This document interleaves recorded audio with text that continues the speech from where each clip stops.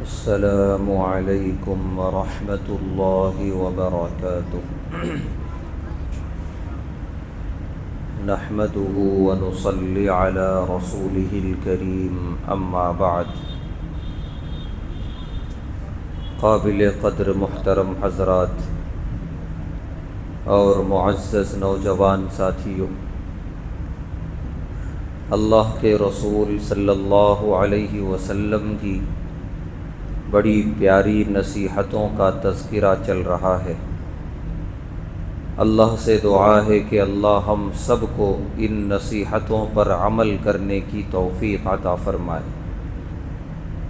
آج کی پہلی روایت جس کے راوی ہیں حضرت ابو ذر غفاری رضی اللہ تعالی عنہ، فرماتے ہیں ان رسول اللہ صلی اللہ علیہ وسلم قال، اللہ کے رسول صلی اللہ علیہ وسلم نے ارشاد فرمایا، انک لست بخیر من احمر ولا اسود، کہ تم سیاہ رہو یا سرخ رہو، گورے رہو یا کالے رہو، اس سے کوئی مطلب نہیں ہے، اس میں کوئی خیر چھپی ہوئی نہیں ہے، تم کیسے بھی ہو سکتے ہو، الا ان تفضلہ بالتقوی، ہاں تمہارے اندر اگر تقوی ہے تو تم فضیلت والے ہو، اللہ کے پاس مقرب ہو، پسندیدہ ہو۔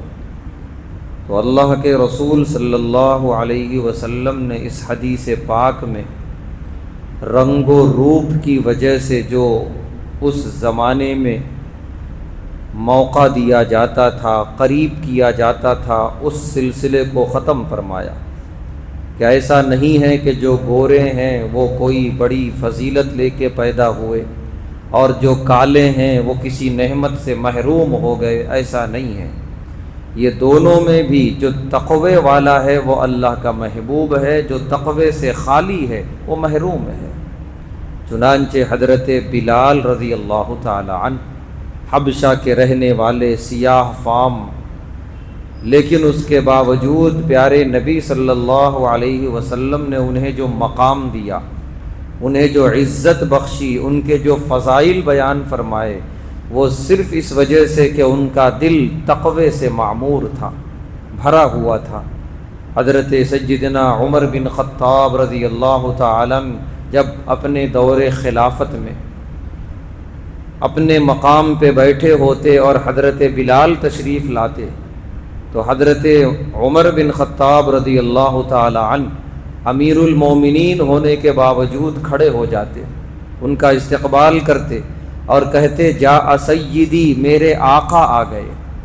حالانکہ یہی عرب تھا اور یہی انسان تھے کہ اگر کوئی ان کے درمیان کالے رنگ کا سیاہ فام کوئی حبشی آ جاتا تو لوگ اسے اپنے لیے منحوس سمجھتے اور اپنی مجلس میں جگہ نہیں دیتے اور اسے اٹھا کے بھگا دیتے۔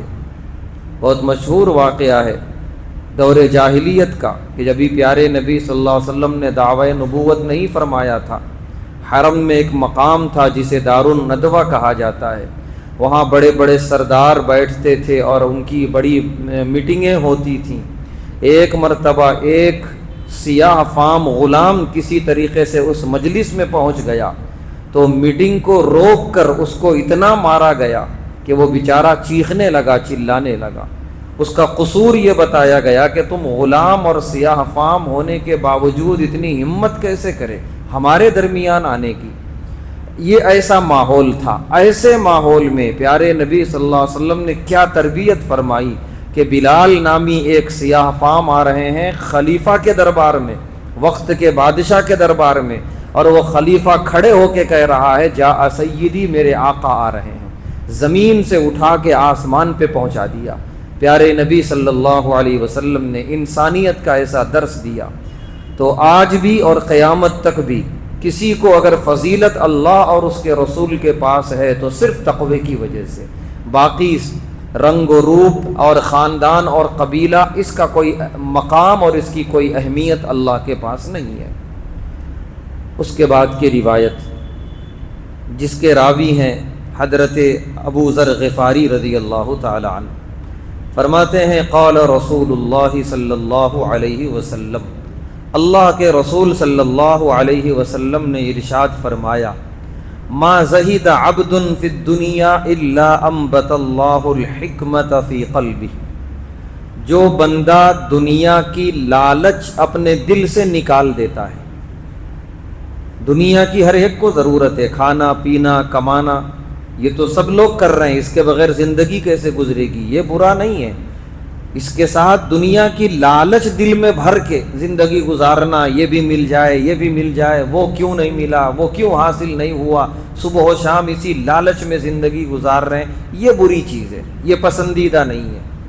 پیارے نبی صلی اللہ علیہ وسلم فرما رہے ہیں، جس نے اپنے دل سے دنیا کی لالچ نکال دی، اللہ اس کے دل میں حکمت کی باتیں اتارتے ہیں، زندگی کی حکمتیں، آخرت کی حکمتیں، کون سا عمل میں کروں تو میرے لیے فائدہ مند ہے دنیا اور آخرت میں، حکمت کی باتیں اللہ اتارتے ہیں۔ وَأَنْتَقَ بِهَا لِسَانَهُ، اس کی زبان سے بھی حکمت کی باتیں جاری کرتے ہیں، وہ جب بولتا ہے تو سننے والوں کو ایسا لگتا ہے کہ بڑی اچھی باتیں کہتا ہے، ان کی بات پر عمل کیا جانا چاہیے، تو حکمت کی باتیں اللہ اس کی زبان سے نکالتے ہیں۔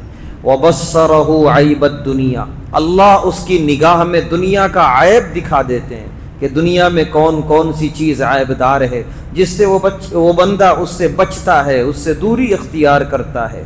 وَدَاءَهَا وَدَوَاءَهَا، دنیا کی بیماری بھی اللہ اسے دکھاتے ہیں، اس کی دوا بھی اللہ بتاتے ہیں۔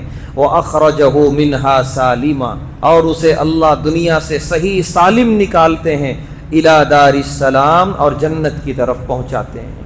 تو یہ ساری کی ساری خوشخبریاں اس وقت ہیں جب بندہ اپنے دل کو دنیا کی لالچ سے خالی کر دے۔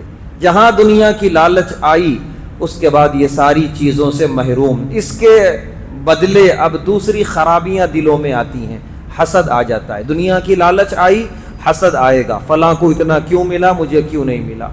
دنیا کی لالچ آئی، دشمنی ہو جائے گی ذرا ذرا سی بات پہ، کیونکہ لالچی ہے آدمی، جو چیز چاہا وہ ملی نہیں، اور جس سے ملی نہیں اس سے دشمنی کرے گا۔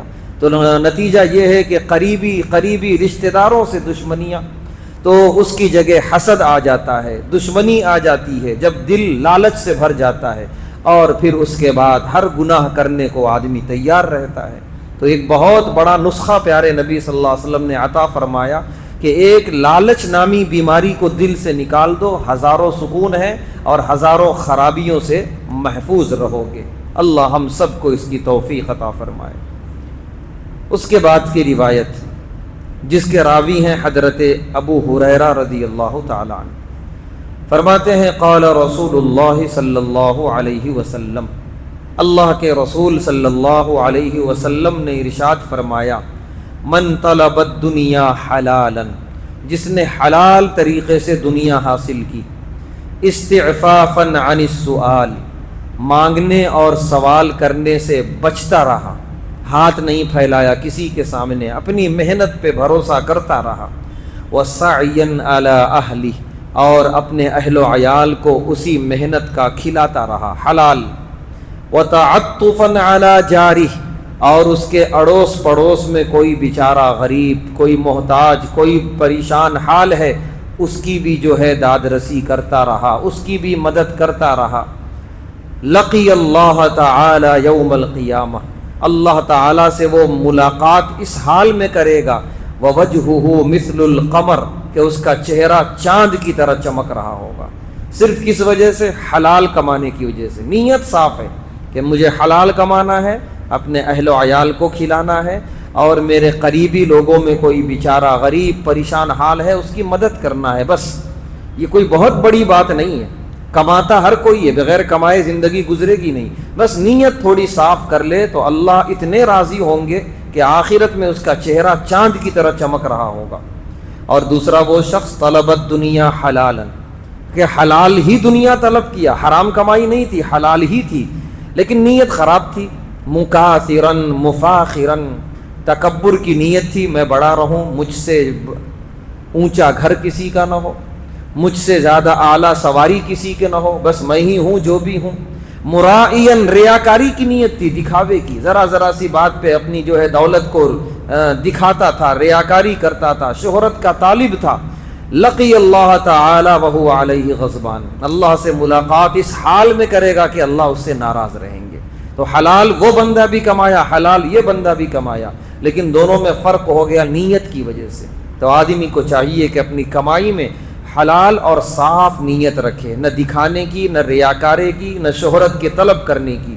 بس اللہ نے جو ذمہ داری دی ہے اہل و عیال کی اور کچھ غریب بندوں کی، ان کی ذمہ داری ادا کرنے کی نیت کرے، انشاءاللہ کمائی میں بھی برکت اور آخرت میں بھی کامیابی۔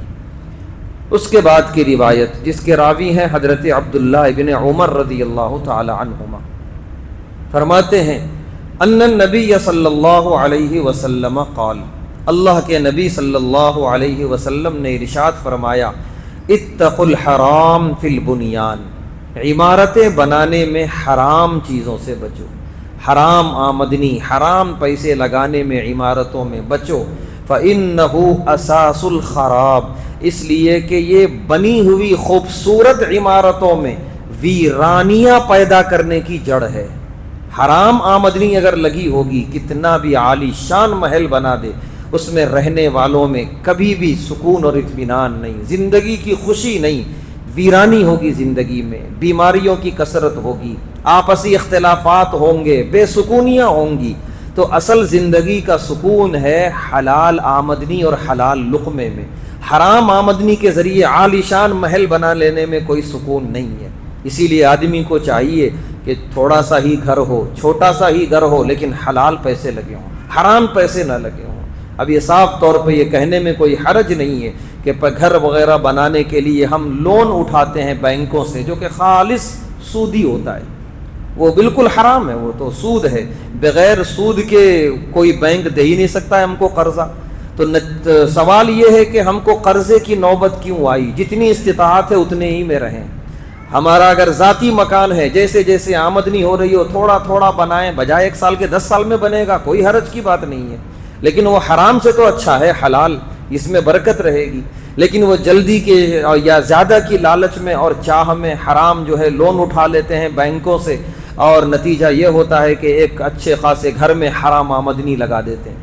گھر تو ہمیشہ رہے گا، ہم تو چلے جائیں گے قبر میں، ہماری آنے والی نسلیں بھگتتے رہیں گی کہ اس میں سکون اور خوشی کو تلاش کرتے رہیں گی، لیکن نہیں ملے گی۔ پیارے نبی صلی اللہ علیہ وسلم فرما رہے ہیں ویرانیوں کی بنیاد اور جڑ ہے اپنی عمارتوں اور گھروں میں حرام پیسے لگانا۔ اسی لیے ہمیں چاہیے کہ ہمیشہ اپنی حلال دولت ہو، کھانے میں، تعمیر میں صرف حلال پیسے لگیں۔ آج کی آخری روایت جس کے راوی ہیں حضرت جابر رضی اللہ تعالی عنہ، فرماتے ہیں قال رسول اللہ صلی اللہ علیہ وسلم، اللہ کے رسول صلی اللہ علیہ وسلم نے ارشاد فرمایا، ان اخوف ما اتخوف علی امتی، کہ مجھے اپنی امت پہ جو ڈر ہے وہ اس چیز کا، الہوا و طول العمل، 2 چیزوں کا، ایک نفسانی خواہشات اور دوسرا لمبی لمبی امیدیں دنیا میں کہ یہ بھی ہو جائے، وہ بھی ہو جائے، یہ بھی مل جائے، حالانکہ زندگی اتنی نہیں ہے جتنی لمبی امیدیں باندھ کے رکھے ہیں۔ تو پہلی چیز ہے نفسانی خواہش اور دوسری چیز ہے لمبی امیدیں۔ پیارے نبی صلی اللہ علیہ وسلم فرما رہے ہیں ان 2 چیزوں سے مجھے اپنی امت پہ ڈر ہے۔ فَأَمَّا الْهَوَى فَيَصُدُّ عَنِ الْحَقِّ، نفسانی خواہشات حق سے روکتی ہیں انسان کو، وَطُولُ الْعَمَلِ فَيُنْسِي الْآخِرَةَ، اور لمبی امیدیں آخرت بھلا دیتی ہیں، دنیا میں الجھا کے رکھ دیتی ہیں۔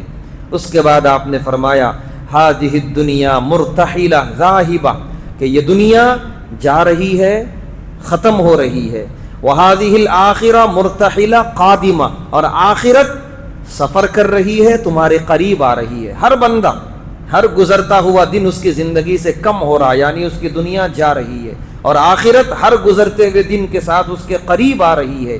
اس کے بعد پیارے نبی صلی اللہ علیہ وسلم نے فرمایا فَإِنِ اسْتَطَعْتُمْ، اگر تم سے ہو سکے، اللہ تکونوا من بنی الدنیا، تو دنیا کے غلام نہ بنو۔ جو چیز جا رہی ہے، ہاتھ سے چھوٹ رہی ہے، اس کی غلامیت سے کیا فائدہ؟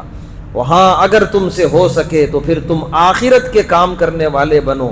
فَإِنَّكُمْ الْيَوْمَ فِي دَارِ الْعَمَلِ، آج صرف عمل ہے، ولا حساب، حساب نہیں ہے۔ وَأَنْتُمْ غَدًا فِي الْآخِرَةِ، اور کل جب تم آخرت میں پہنچو گے وہاں لا عمل، کوئی عمل نہیں ہوگا، وہاں صرف حساب ہوگا۔ تو تو پیارے نبی صلی اللہ علیہ وسلم نے اس حدیث پاک میں دو چیزوں سے متنبع فرما دیا، نفسانی خواہشات اور لمبی امیدیں۔ یہ دو چیزیں دنیا میں الجھا دیتی ہیں اور آخرت سے غافل کر دیتی ہیں۔ ہمیں چاہیے کہ ان دو چیزوں کو اپنے اندر پیدا ہونے سے روکیں۔ اللہ تعالیٰ سے دعا ہے اللہ تعالیٰ ہم تمام کو ان پیاری نصیحتوں پر عمل کرنے کی توفیق عطا فرمائے، پیارے نبی صلی اللہ علیہ وسلم کی نصیحتوں کے مطابق زندگی گزارنے اور اس دنیا سے رخصت ہونے کی توفیق عطا فرمائے۔ وآخر دعوانا الحمد للہ رب العالمین۔